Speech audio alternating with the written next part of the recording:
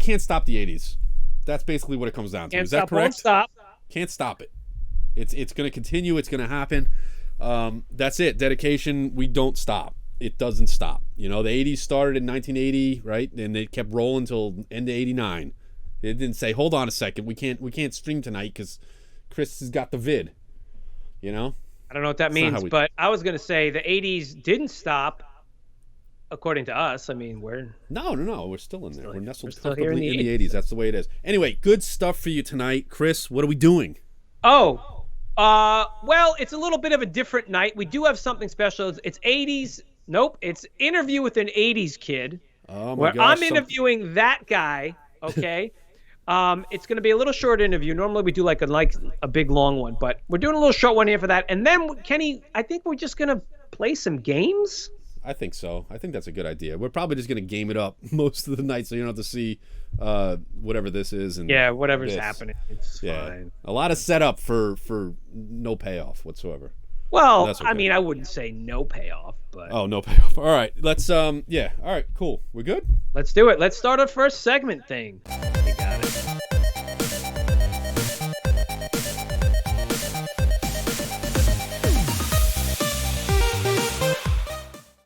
Making it happen. Interview with an 80s Kid. I'm ready to do it. Kenneth. Yeah. We're doing a little bit of a deep dive into Kenny tonight, which is really gross to say and think about, but it should be fun. Loving it. I'm going to make it a little louder here. So what this is going to be is, Ken, I'm going to talk to you about TurboGrafx 16. Oh my. Yep. Okay. I wanted it to be a little fun, a little, you know what I'm saying? So we're going to do TurboGrafx 16, all right? I should have worn my TurboGrafx shirt. I know you should have, but I didn't tell you. You see, and this is why I wanted to tell you what games that we were going to play. I know. That's fine. So, all right. So here's the thing.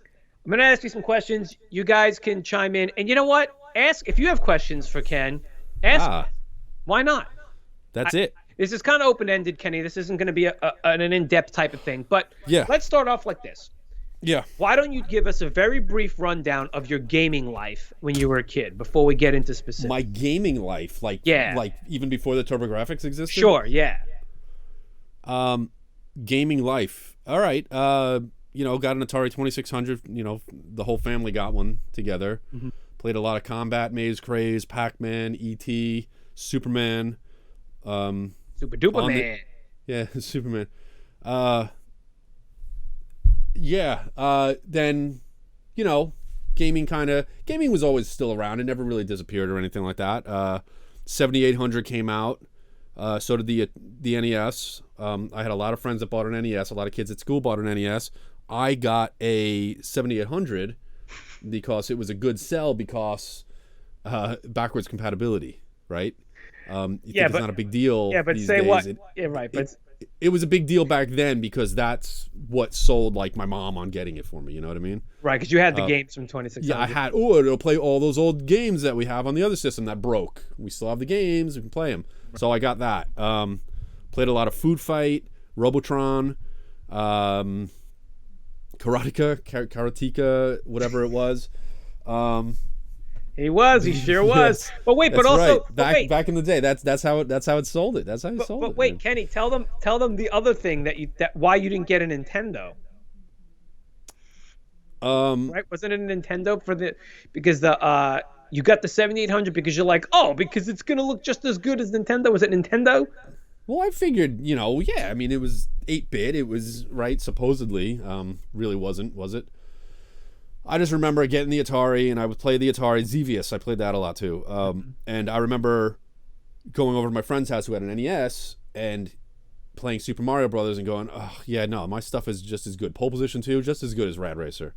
And he'd be playing the thing, and I'd be over there and, playing Super Mario Brothers with his whole family there and everything and finding like the warp zone and like all these secrets and stuff. And then I'd go home and I'd be like playing like Food Fight. And I'd just be like, okay, it's one screen, and I'm doing the same thing on every single screen. Like, it just keeps going, Yeah. Eventually, I got an NES. That's the way it worked. All right, so played a lot of games on that. Why don't you just tell us how the TurboGrafx came into your life? All right. Well, I always had a weird. I don't know. I always had a weird thing. I guess I don't know if it's an underdog thing or what it was, but I had spoken to a lot of people at school. You know, oh, Genesis is coming out. Well, Genesis is the enemy of the Nintendo. I had the Nintendo. Nobody wants a Genesis. You know, oh yeah, no, my friend's getting a Genesis. Okay, whatever, man. I'm getting a TurboGrafx then. You know, there was something because NEC, right? You get NEC on the right. They put the system out in the U.S. or whatever. Right. Anyway, I guess they put it out everywhere, right? Technically.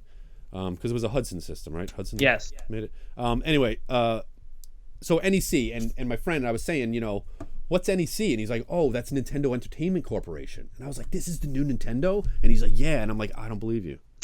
And I knew it wasn't. And he's like, no. He's like, it is Nintendo Entertainment Corporation. Like, this is, you know, better than the Genesis.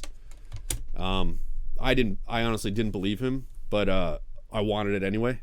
You know, because it looked cool, it looked awesome, and I knew my friend was getting a Genesis, and Altered Beast was dumb, according to stupid little old me, and you know, Keith Courage, of course, has to be cool, right? Right.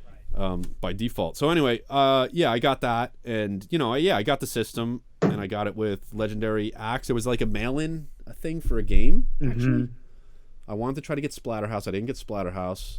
I didn't get Silent Buggers. But they sent me like my third choice or something like that, which was Legendary Axe, and that's how I got Legendary Axe. Oh, that's right. That's right. So I did have Pac-Land with it when I first got it. I had Keith Courage, of course. Yeah. So that leads me to my next question then. Mm-hmm. Why don't you tell us what some of your favorite games were and why? Why? From the whole lifespan, yeah. I mean, how many games did you end up having for this thing? I had a few. Only a few? I had Double Dungeons, which I played the heck out of. Right. 2-player role-playing, first-person kind of role-playing game. Keith Courage came with the system. Splatterhouse I did eventually get after I had like my first job working at my friend's, you know, family's restaurant. I got money on like New Year's or whatever like that, and I was able to go. You know, I was like, I'm gonna, you know, take this and I'm going to get Splatterhouse, you know. And I remember looking at like the ad for it in the box, and it's like, oh man, look how cool it is. It's like this game maybe, you know, not suitable for young children and cowards, you know, like all that stuff. It was on there. It was like, you know, it was like nothing like you saw on the NES. Anyway, I had that. I had Double Dungeons. I had Bonk's Adventure. Yeah, Bonk was a really good game, man. Okay. But anyway, so here's the thing. Some jerk in school had a TurboGrafx, right? Because we had the band together, the people had TurboGrafx. Because not many people did. So you knew the other two kids in school who had a TurboGrafx. Right, yeah. That's the way it was. All right? So I had... hey, D-Dub. How you doing? What's up, D-Dub? So I had... he wanted to borrow Splatterhouse, and I was like, fine. And he gave me R-Type. Okay, cool. I never played R-Type before, you know? I gave him the whole thing. Here you go. Here's Splatterhouse. He gives me, you know, the card for R-Type. Made plans many times. Dude, bring Splatterhouse back and I have R-Type for you. No, he never brought it. Found out where the kid lived. My mom drove over to his house one time with me. I got out and I like went to the door and I was like, can I get Splatterhouse? And he's like, I don't have it. And I was like, okay. And I was like, well, I have your R-Type. And he goes, keep it. I'm like, okay. So I had R-Type just by itself, and this was going to be for a thing, but here's R-Type in the box, all right?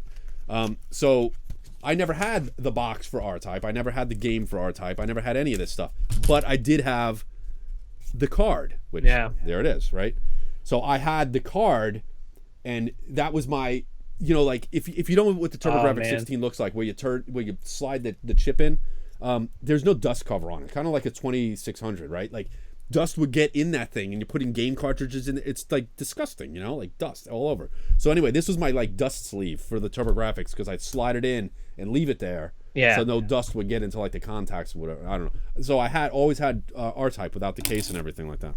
That's annoying. But then I was able to send away for a Splatterhouse, you know, proper again. So I got Splatterhouse again, and I was able to I held on to it and everything. Well, so. looks like some of you guys in chat also have that situation. I have that situation Yeah. not with video games per se, Yeah, but my aerial bots for my Transformers. But that's another time for another story. Yeah.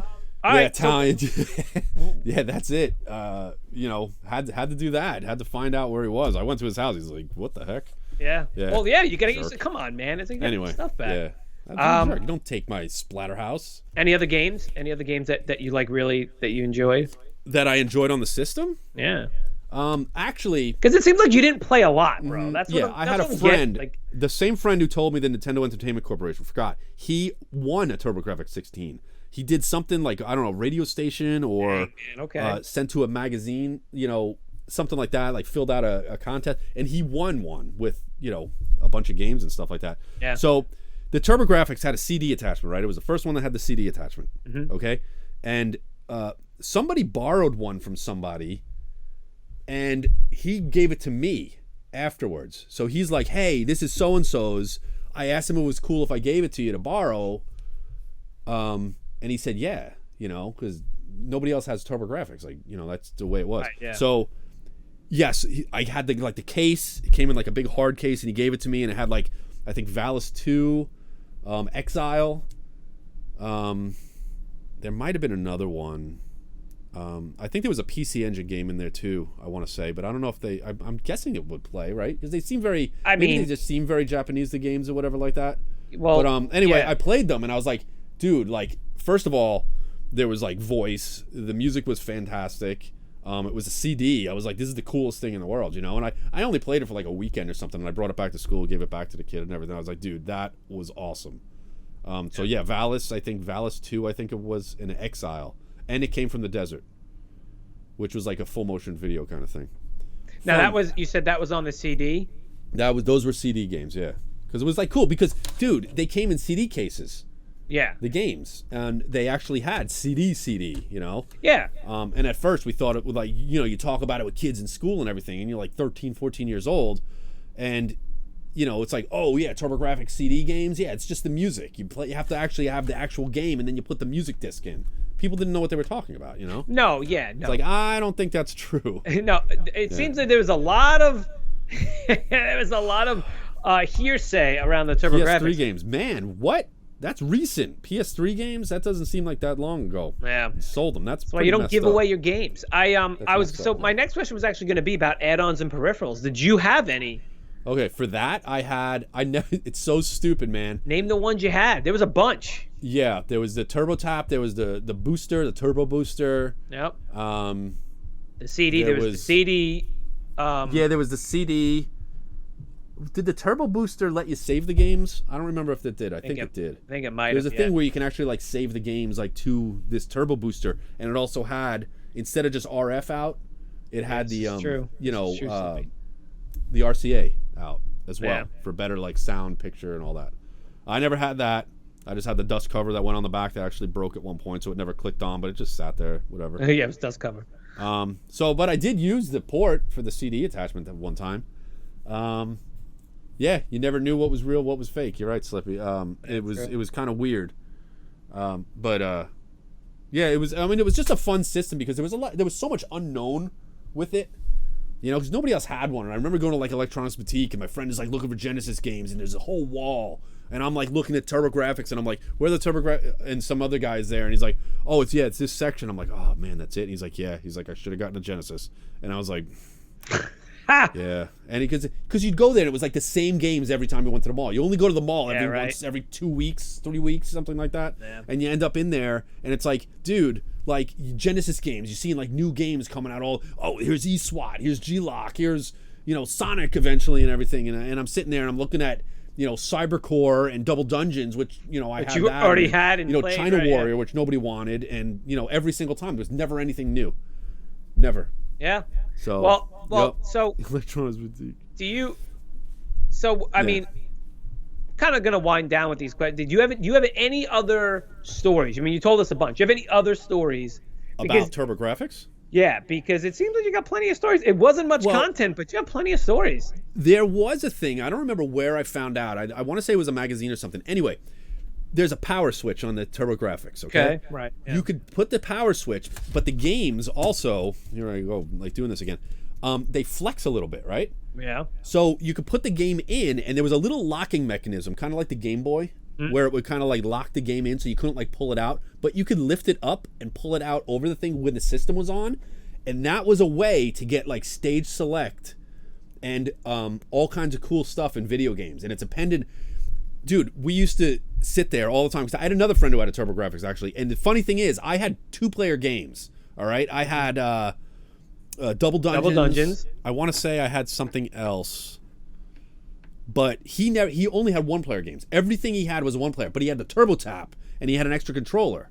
And but the controller cords were like this long, dude. They were bad. Wow. They were bad. But anyway, he never used it. Never used the Turbo Tap because he never had games that were more than 1 player. Anyway, regardless, I remember going over there and everything like that, and we'd be playing TurboGrafx, and would say like R-Type. You put Keith Courage in, right? Turn the system on, pull the game out, put R-Type in.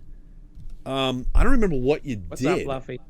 But it would start you at like a later level and everything. Like there were like ways to do like kind of cool. But you didn't know how to. But you didn't know how to switch it. Huh? Like you couldn't. Were you able to select the actual levels, or just like it would put you in it, and it would depend on which game you put in. Like it would go on different levels and stuff. It was crazy. That's nuts. Yeah. Yeah, it was crazy, dude. And we used to do that and just try to experiment and be like, all right, put Splatterhouse in, take the game out, put R-Type in, see what you get. You know, one time we put R-Type in and we were on like, you know, level 3 or 4, and we didn't have to go through that big spaceship stage. Oh, so you did put other games in. So you took started at one game to try and to then see, took because it some out games didn't do anything, but some games, Yeah. Man, they did cool things. That's nuts, man. Yeah, it was like some kind of weird thing. I don't know. I mean, I'm sure it wasn't intentional, but Wow, TurboGrafx, man. I always wanted a TurboGrafx, but then I was just kind of like, no, I didn't really want it. You probably didn't need one if you had, you know, because the thing is, Super NES came out, and I got that when it came out, and Right. they went to TurboGrafx, you know. It didn't. Yeah, you know? it didn't. I mean, I still had it and all that, but then TurboZone Direct came out later on.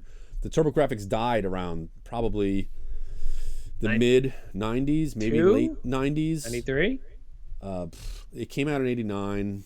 Did it last that long? It might have lasted until like 95, 94, 90, I don't know. Anyway, there was a thing called TurboZone Direct where they bought all of NEC's like stock at one point. First of all, they went to Turbo Technologies, TTI.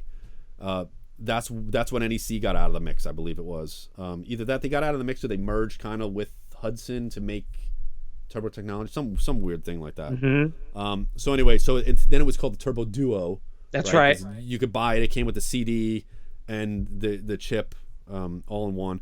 And TurboZone Direct bought like all their stock, like liquidated or whatever like that. And then it was like a mail order thing. And I remember going there and like, yeah, I'm going to get this game and this game and this game. And I think I did at one point. I think I got Legendary Axe 2, which was horrible. I know I got other games, you know, but they were all brand new, you know, like brand new games. Dude, and it was kind of cool to get them and try to backfill. It sucks because it didn't do well here. It did well in Japan, but here they overproduced them because they thought that they were gonna. Yeah. It was a gold mine here, especially with the 16 in it. Remember, they eventually got rid of the 16. And I mean, well, first of all, the system actually wasn't 16-bit; it was an 8-bit chip. It was dual 8-bit. 16. I want to say it was. I want to say it was 16-bit graphics processor, but dual 8-bit CPUs. Yeah. Right. Yeah. But yeah, dude, it was a shame because it just didn't get the, you know, it didn't get the release that it really should have. Although you know what they did. Just to not to cut you off or anything like that, but I'm going to. It was supposed to compete with the NES, right? Right. It came out in Japan. Yes. Maybe it came out here in 1990. I don't know. What do you know when it came out? Did you look it up? Yeah, actually, it was. Because I thought it was 89. I think it was 89. Yeah. Yeah, but I think it came out maybe a couple years earlier in Japan because it competed against the NES. But here it competed against the Genesis, and nope, did not work. You know. So that was its problem. If against the NES, yeah, man, the games looked awesome. They were definitely an upgrade, you know. But compared to the Genesis, where they're both coming out at the same time, what do you want, a TurboGrafx or a Genesis? You know, people want. And unfortunately, it wasn't. Yeah, there wasn't want quantity over quality, is what I thought. Right, exactly. Yeah, I was just trying to see what year it actually did come out here. Yeah, release was 89. Yeah. Yeah. Because I got one. I It's got one when it 87 first in came out, Japan. man. My friend got an Altered Beast Genesis, and I got the TurboGrafx with Christian Slater on the front. Oh yeah, that's right. It wasn't really him, but. So all right, so hey, listen, that's good. I do have a little bit of word association. Word up. Just a few. I just wanted you to get your. Okay. Move it over here, so put on my other screen. So I can... Word association. I like this. Little fun. I didn't. You know what it is? I didn't. Yeah. It's just silly. Just some. Okay. Just. It's word association. It's TurboGrafx 16. You tell us what it means. So first thing that comes to my mind. Yeah. All right. All right. Let's go. So first one is going to be Keith Courage. Keith Courage, man. That sword. Okay. Plasma sword. I don't know what that thing was, man. Every level, the sword got longer, and eventually you just be like this, and just like hitting an enemy all the way over there, and you'd be like my next door neighbor. He's sitting on his couch right now. I'd just hit him with if I was in the last level of Keith Courage, out the last alpha zone. Yep. That's right. I can play with my knife, but it's not fun. You can. I can't. It's not fun. Oh, hold on a second. God. God. And somehow you see blood coming out of my head. Oh, that would be Actually, great. come out this way. Bonk is great. It's so funny. I played that first one to death, beat it so many times, but I never played any of the other ones. That's funny because the next one is Bonk. Bonk. Oh, yeah. Caveman. Caveman. All right. That's a knife. Yeah. Word association. CD-ROM. Super System, It was like the Super System card. Okay. I don't know. That's what it reminds me of. How about this one? TurboGrafx 16. How about this one? Capcom. Capcom? Forgotten Worlds? Okay. Forgotten Worlds was on there. Okay. Yeah. PC Engine. PC Engine. That little logo, man. I just see the logo. The little swishy little thing. Yep. Yeah. Double Dungeons. Double Dungeons, man. The blobs. Dude. The slime or whatever. Yeah. We played that, and I butt handed to me in that. Okay. Let's do this before we continue. Sorry. Let's tell the Double Dungeon story. I got one more for you. Then we can tell that. Okay, Ready? Last one. SuperGrafx. SuperGrafx, ugly, man. That was an ugly system. That was the next. That was them trying to save face, and I think there were like 5 games on the system or something. Mm-hmm. It was ugly, disgusting. It was dumb. I wanted one, so there's that. Never heard of the game before. 80s, bro. I'd always see it. What, Double Dungeon, Slippy? Double Dungeons. Should we play it? We can play it. I mean, We're gonna play Double Dungeons for you, just for you, Slippy. So here's the deal. Double Dungeons it's a role-playing game, and they were like 19 levels or some ridiculous thing like that. There was a magazine called Turbo Play, I think it was, and it was like a newsletter at first, and then it was like a newsletter always. I guess it never turned into an actual magazine. But there was a thing in there where they tell you like passwords and things like that. Double Dungeons had a password; they could start in other dungeons. I was just like, I had the game for a couple years, and I was getting this newsletter, and finally they put the last dungeon in for the game, and I was like, finally, I don't have to worry about this. I'd be making maps and everything on graph paper. I remember going to the supermarket with my mom, and she's like, "Oh, you want to pick out a toy or anything?" I'm picking out graph paper. Because I knew I had to play Double Dungeons and try to figure out how to get out of like level 6 or whatever like that, because it's ridiculous, man. You played it. Yep, it's bad. Right? And it's like, I'm lost. I have no idea where I'm going. Yeah, and you feel like you're just going around in circles. Every single level, I believe, had the same exact music. They all look the same. It's just walls. It's concrete walls. And then a thing would show everywhere, up and kill me. Everywhere. Yeah. And then they posted the password, and I was like, finally, I get to see what's at the end of this game. A letter was missing. If there were like 20 digits in the password, they only had 19, and I'm like, what's missing? Is it the first letter? Is it between letters, or digit or character 2 and 3, Yep. 4 and 5, like, or the last one? I remember doing it, and I did it, and I went through every single, typing it in, right, every single time, and trying to, okay, is it 1? Is it 2? Is it 3? Is it A? Is it B? Is it C? And I try it and try it. Never got it to work. That's insane, man. So, anyway.